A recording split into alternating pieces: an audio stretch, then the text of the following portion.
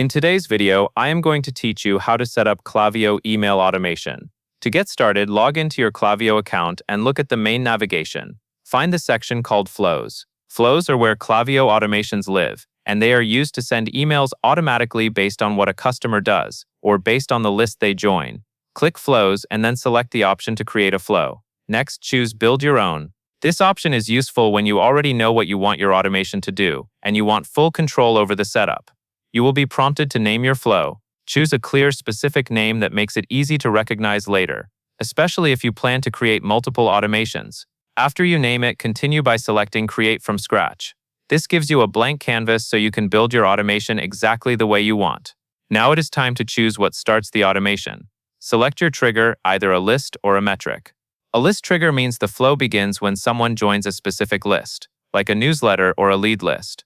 A metric trigger means the flow begins when someone takes an action, such as placing an order or starting checkout, depending on what is available in your account.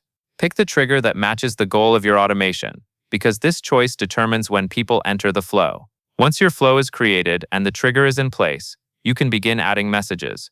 From the left side components, drag an email block into the flow.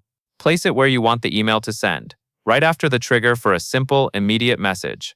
After adding the email, click Select Template and choose a design. Start with a layout that fits your brand and message. Keep readability in mind and choose a template that is clean and easy to scan. When you are done, click Save and Exit to return to the flow builder. Finally, set the flow to Live. This is the publishing step that activates the automation so it can begin sending to real contacts who meet the trigger conditions. Take a quick moment to confirm everything looks correct, then make it live. And that is all there is to it.